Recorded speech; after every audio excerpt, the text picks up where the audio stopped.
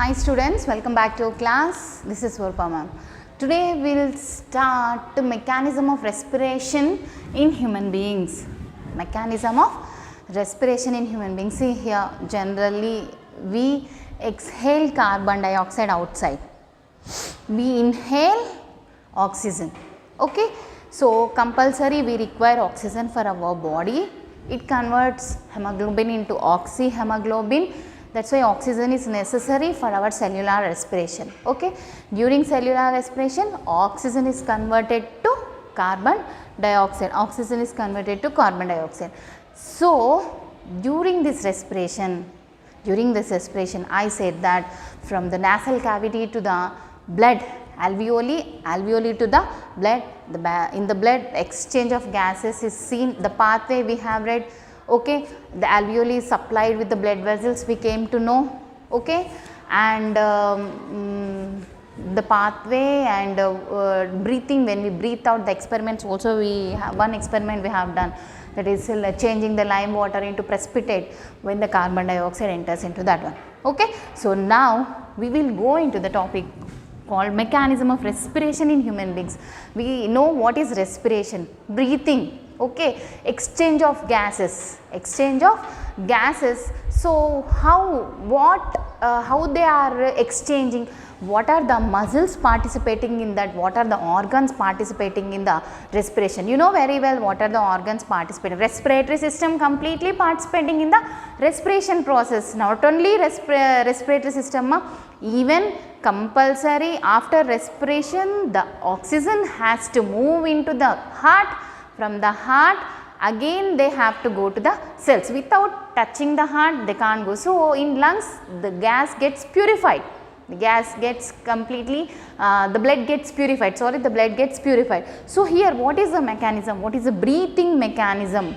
Not only the lungs, how these lungs are expanding and relaxation of lungs is inside the lungs. Do we have any cavity? Lung cavity. Okay. Next thing is rib cage is surrounded, we know that. Okay. So, everything we will study in this class. See here, this is the trachea. Again I am telling trachea, bronchi and these are the bronchioles supplied with number of blood vessels. Okay. So, these are the two lungs. This one is one lung and this is the another lung. In the lungs you know very well what is present, we came to know that, no need to discuss again. Okay. So, what is happening? These lungs are protected by mainly by the ribs. Okay na? So, number of ribs are present. This is one rib cage. What we will call it as? Rib cage. We are calling it as rib cage. So, rib bones. It is made up of bones only, not cartilaginous bone ma. It is made up of hard bone itself. So, rib bones are in this way protecting the complete lungs. Okay. So, this rib is protected and these are mainly attached here. See here, ribs are mainly attached to the spinal cord. Nothing but spinal cord, where it is present in the vertebral column. From the vertebral column, backbone. Vertebral column is nothing but backbone. Vertebral column. Okay. See here, vertebral column. Number of vertebral column. See here, this one.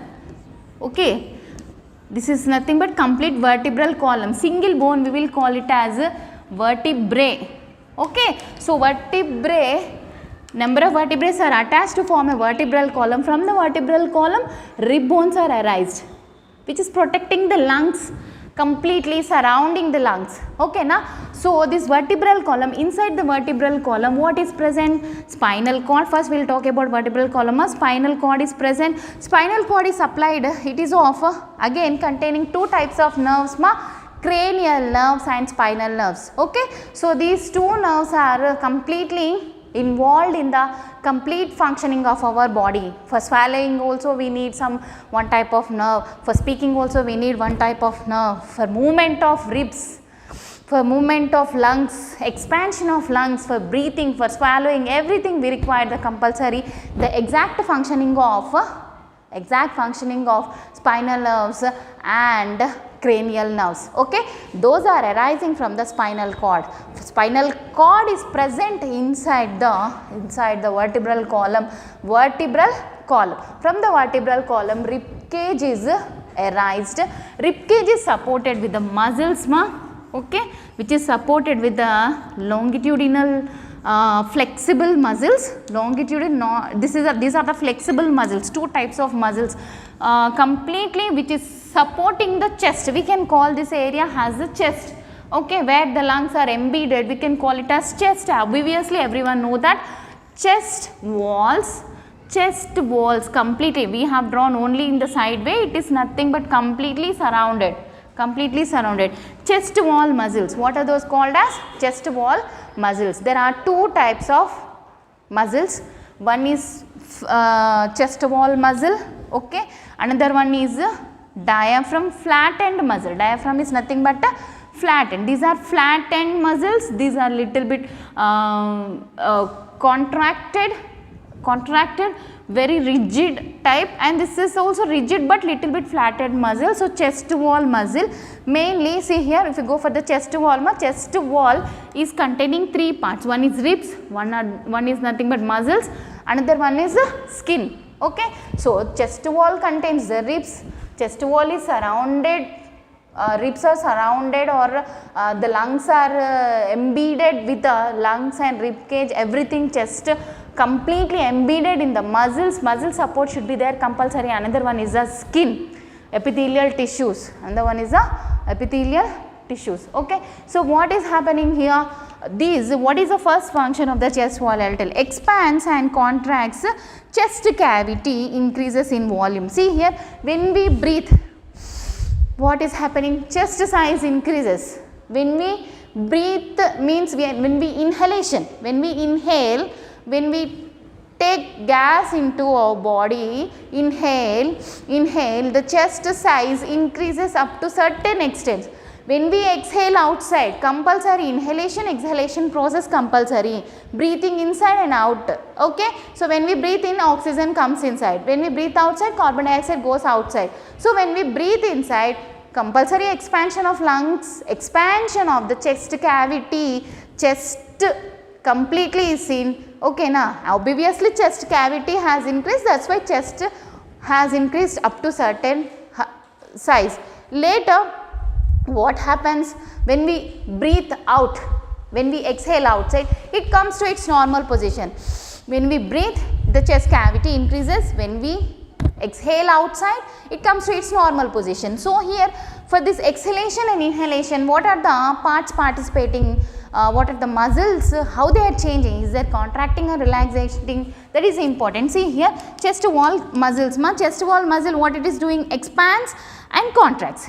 Expands, the muscle expands, contracts. Contracts means coming near expansion, contraction, expansion, contraction, expansion. So expands and contracts chest cavity. So inside this complete dome, complete chest, there is a cavity we will call where air has to be filled inside.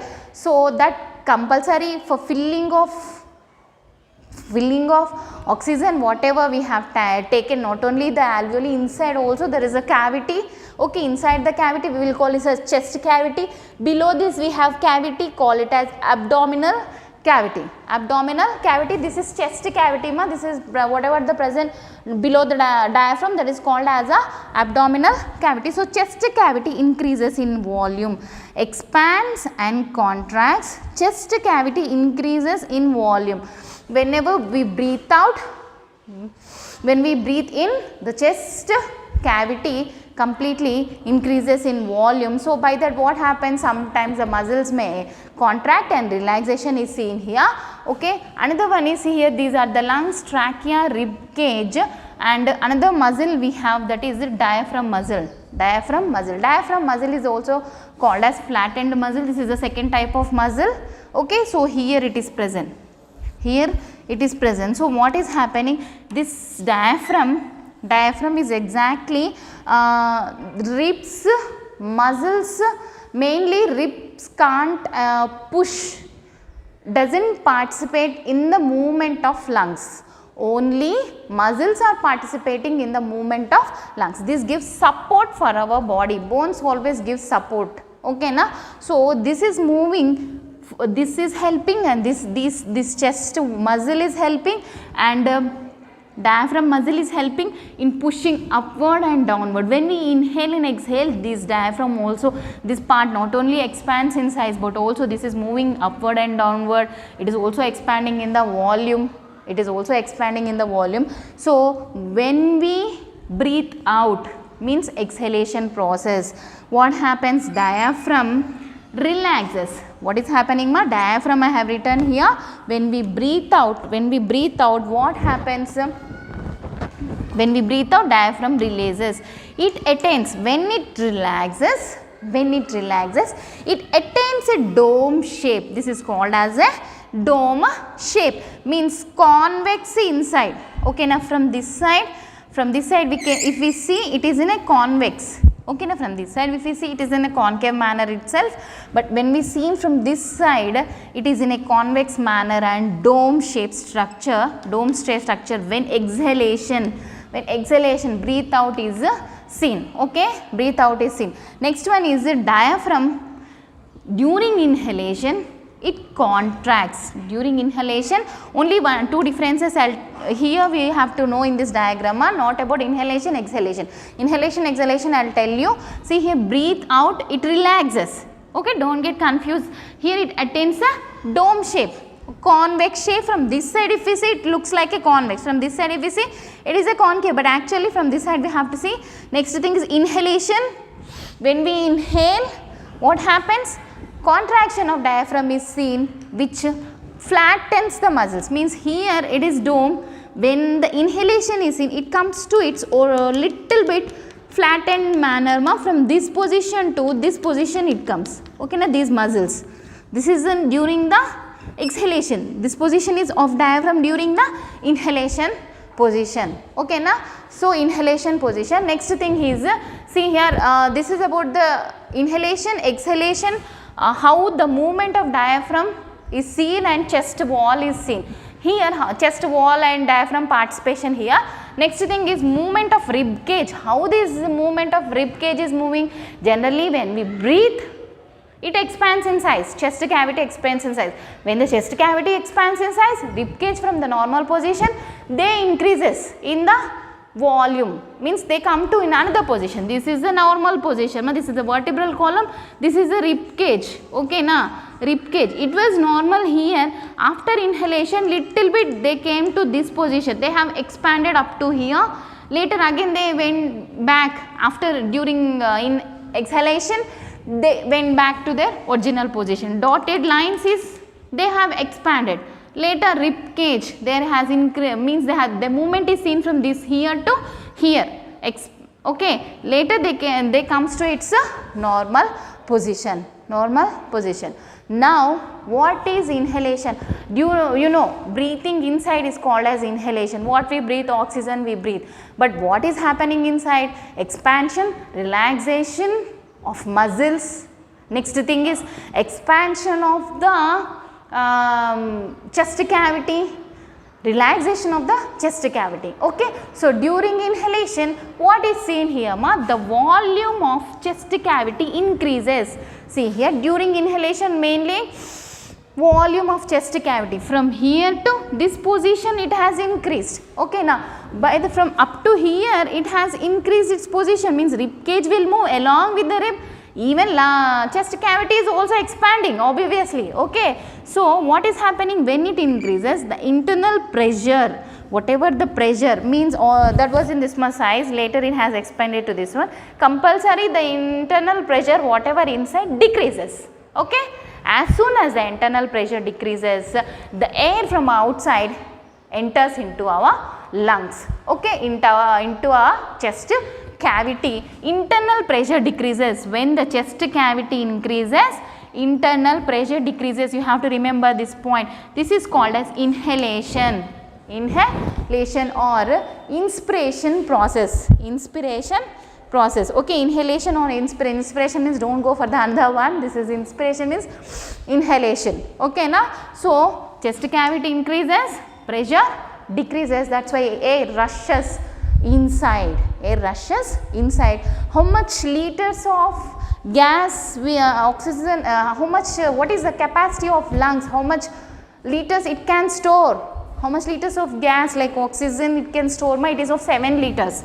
It is of, in liters we will be measuring, so 7 liters of gas it can store, our lungs can store inside, okay na?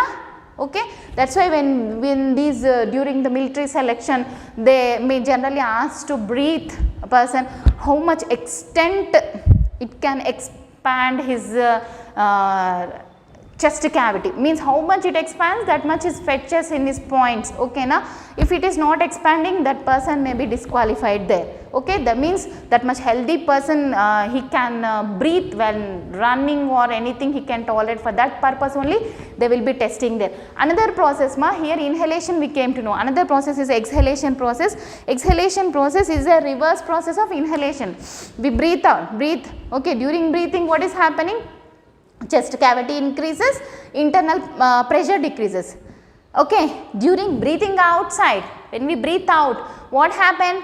Volume of chest cavity decreases.